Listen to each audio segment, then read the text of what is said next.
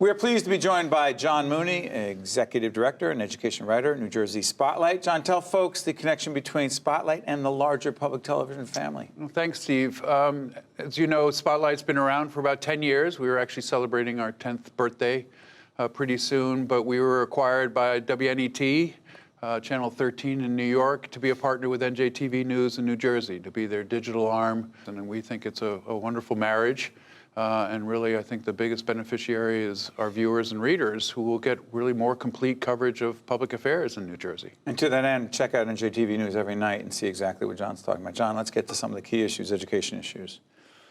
Where are we with this thing called the Parcc Test? As we speak on the 3rd of October, 2019, it's evolving. Yeah, it is definitely evolving, to say the least. Standardized tests. Yeah, standardized tests aren't going anywhere, and it's going to be online. Parcc is being phased out. It's obviously was controversial. Just its name is controversial at this point.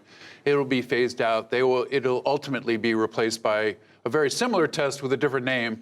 But where we're evolving right now is how much testing we want our kids to do, and how often. And right now there's a big debate, especially around high school, and whether we require testing every year in high school, or at least 9th, 10th, and 11th grade. The Murphy administration is pushing to scale it back, as he's long promised to do. There are some forces out there that want to maintain it. They think that's really valuable in ensuring that there's some accountability for students. And the less testing, the less you know about how the kids are doing. Yes, schools do a lot of their own testing, obviously, but there's real questions of whether they're really living up to their promise either. So it's a big debate, philosophical one. It's also a practical one. Sorry for interrupting, John. There are a lot of questions that people are asking. We've had a lot of educators come on and say, listen, love teaching. Don't love teaching to the test to the degree we do. Fair argument? Yeah, sure. Sure, it's fair. But where's the accountability? I mean, I think... Got to have it somehow. You got to have it somewhere. And if it's not that, then what? Yeah, exactly. And so that's a big question. And what comes into it is graduation requirements and all those kinds of things, and whether a test should be required for that. These are debates that I've been covering education for 20 years in New Jersey. They've been going on for 20 years, and they're going to be going on for the next 20. And with all due candor, not just my opinion, no one's covered it better than John Mooney, education. How about this? Commissioner Repillette, Commissioner of Education, was on State of Affairs recently, our sister program, and said, you know what? Ed Week, Education Week, just named us the #1 state in the nation for education.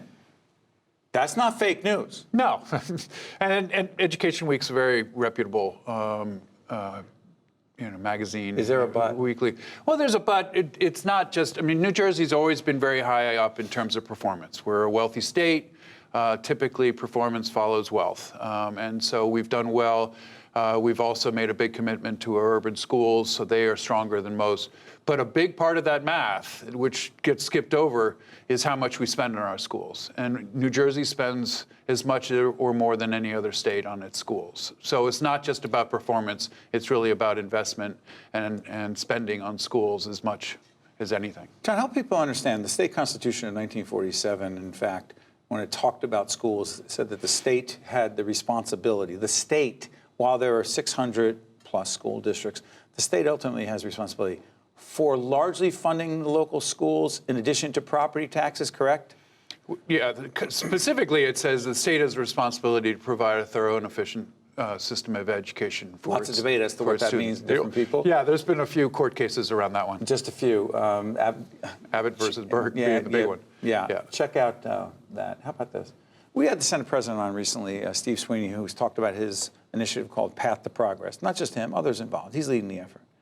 That Path to Progress talks about getting our fiscal house in order. To what degree, in your view, does that impact the spending on education in our state and the impact on our schools? Well, in several ways. I mean, a big piece of Path to Progress, and maybe its most controversial, or at least among its most controversial, is the consolidation of school districts.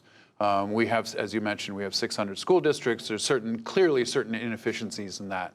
But there's also a huge political reality of home rule and the rest. He wants to at least start that process where we're moving away from small K-6 districts, one school districts, though there are very few of those left, moving more to a K-12 system, merging high school regionals with the districts that feed into them. That is going to be a slow process. And he I think wisely, is taking it slow. I mean, we haven't even seen a bill on it yet. And maybe we'll start seeing things pick up, in the lame duck. But it's, the Lame fraud duck session of the legislature. After the election.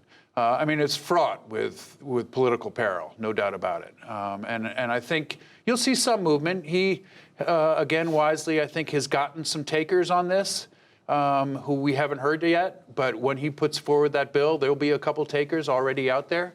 And maybe Sussex County has talked a lot about it. Salem County, maybe that could even be a county district. So I think he's going to have some ducks in a row, and that will be interesting. But it's a tough sell. Try this. Governor Murphy recently talked about expanding pre-K funding, right?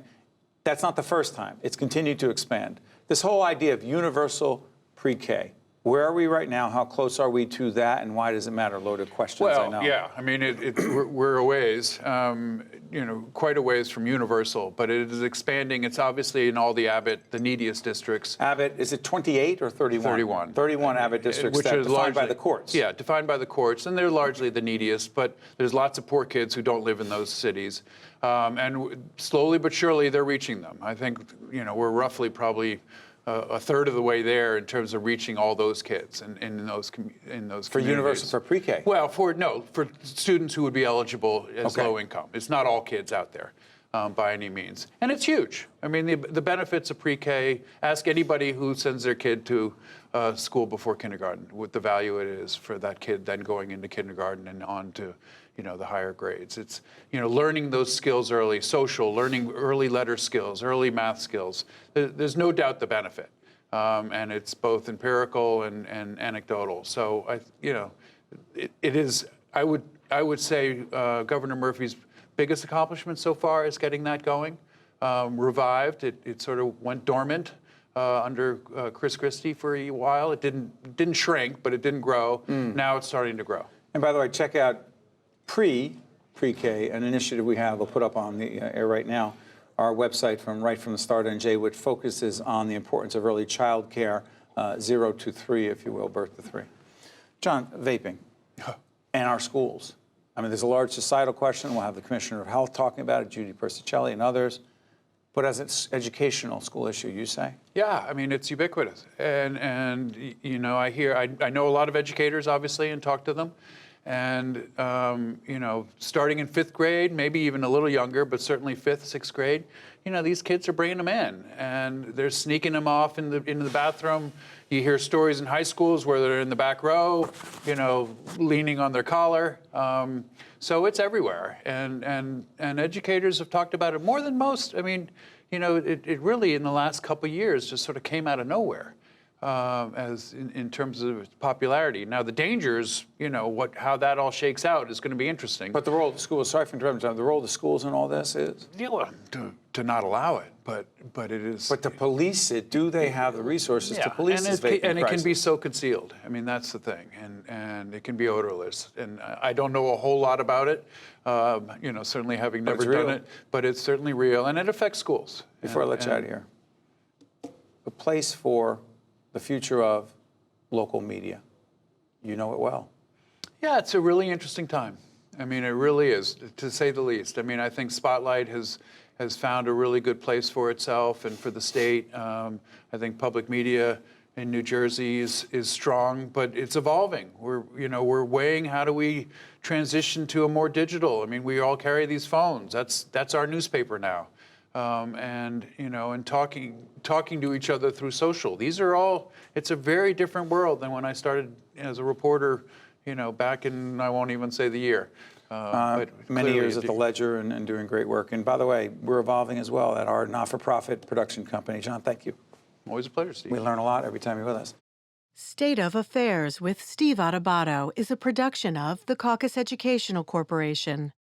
Funding has been provided by the Northward Center, the New Jersey Economic Development Authority, Valley Bank, Holy Name Medical Center, NJIT, the law firm of Gibbons, P.C., and by Choose New Jersey. Promotional support provided by AM 970 The Answer, and by Jaffe Communications.